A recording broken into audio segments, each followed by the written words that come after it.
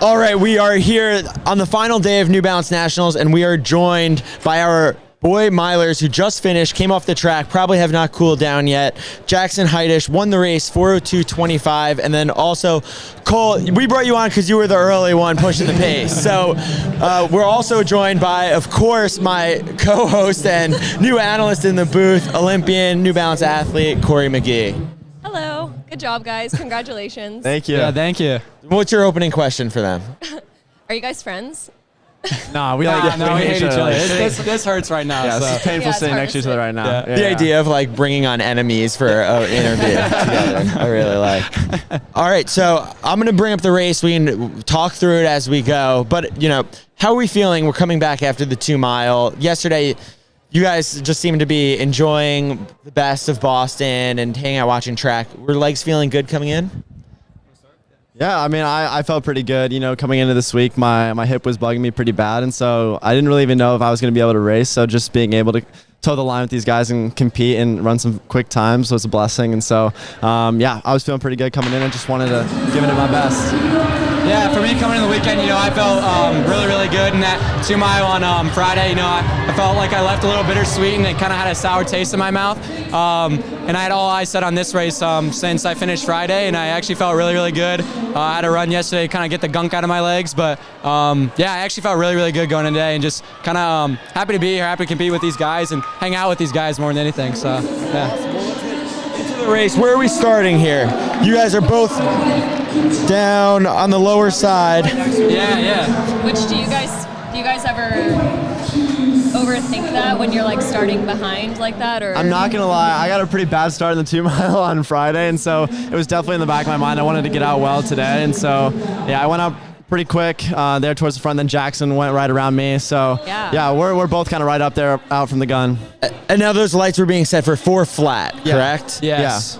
Yeah. I believe 159 through the 800, and then I think 201. Yeah, Miguel was going to take us through in about 158.5, I think. And so, I was just kind of trying to tail him for a bit. And, we're coming around. Yeah, you guys really got right up to the front. That's always like on the indoor track, especially just trying to avoid some of the chaos that can occur. So, pretty smart. So, Cole, why did you make that move right there? Yeah, so I kind of saw a gap between Miguel and Jackson there, and so I kind of wanted to fill it. I knew the lights were I knew the lights kind of got away from us during the 2 mile, and I didn't want that to happen today.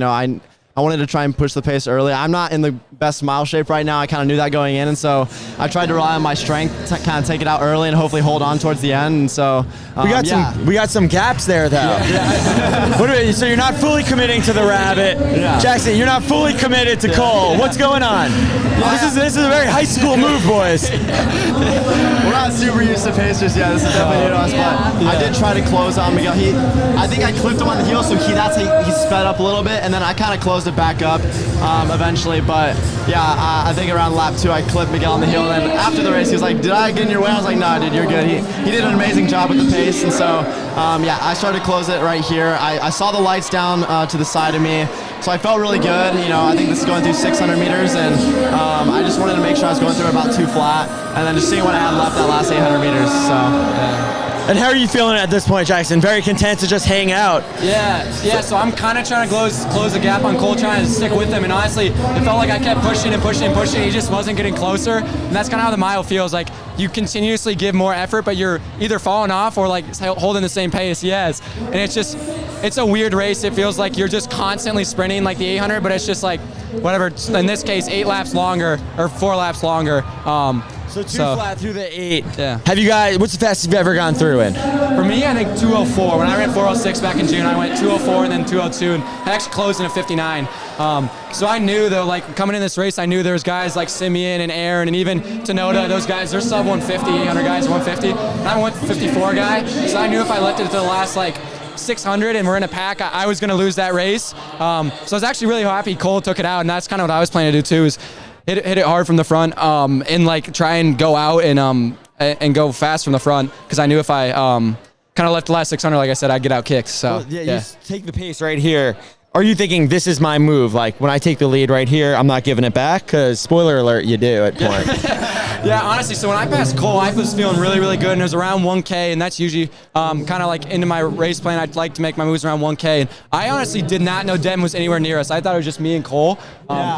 He's so tiny, I can't see him. Yeah, exactly. 6'4" dudes up there, and then Devan, I think he's maybe like 4'9" or something. Yeah, I mean, right after he makes the move, you decide to push it even harder. Yeah, so I knew that I was going to have to push that third lap. That's kind of my weakness when it comes to the wild. That's what happened to me in the New Balance Indoor Grand Prix. I think I dropped like a 65 the third lap, and so I did not want that to happen this time. So I tried to push it a little bit there on, I think that was lap 5. And so, yeah, and then Jackson went back around me, and then I really started to feel it right here. And so, hopefully get back to Carmel, get some more track work in, and obviously it's still March, so looking forward to the future. But yeah, then they really started to push it. I was just trying to hold on as best I could. Now, Jackson, at this point, you realize it's you and Devan?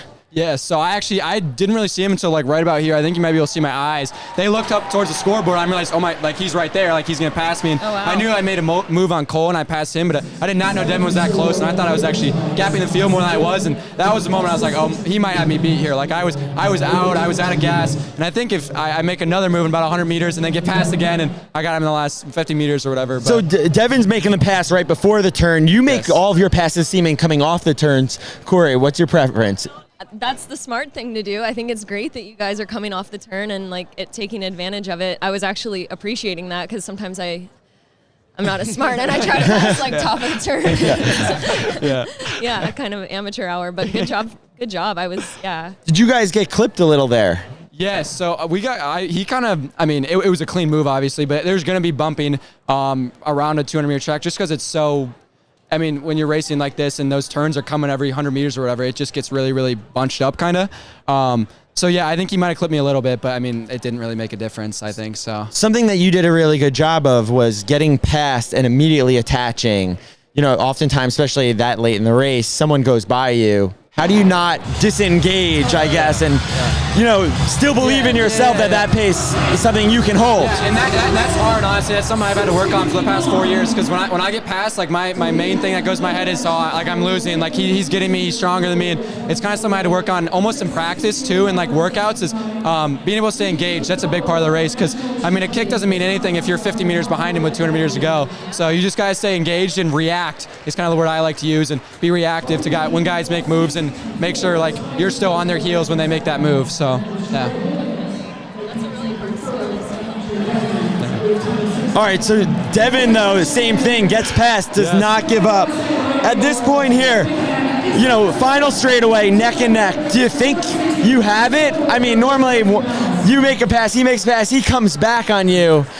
Where are you finding that extra fuel? So it's weird. I feel like sometimes in the race, even these last 50 meters, it feels like 10 seconds. And I have all these thoughts rush through my brain. And the number one thought that came when this moment was going to happen was NXR my senior year against Simeon. Wow. When it was we were neck and neck.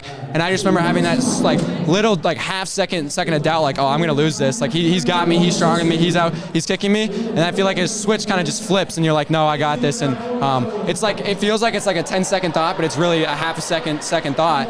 And that's when I kind of gave one last surge to get him, and I think I got him in the last 20 meters or whatever. So, yeah, it looks like I'm losing right there, and then. Man. No contact there towards the Yes. There's definitely. That arguably is the most changes in leaders in a championship race that I've ever seen. Yeah, we're going to say that one more time. I mean, there was some physical contact there. That's only something that happens in high school, Corey. Yeah, normally, in the Olympic level, when you make a pass, you hold it. So I don't doubt there was maybe some contact on my part, even just subconsciously, kind of an elbow going there, and just literally everything in my body is going for that finish line and to finish first. And yeah, so yeah, all right. What's happening here? That looks pretty bad, but I bet if you go back and look, there might be an elbow on my part going towards it too. But Corey, what do you think of that? Put your official's hat on. Well, Jackson, I don't think that you necessarily were doing anything that you shouldn't have done. So you're both on the ground after the race. You knew you won?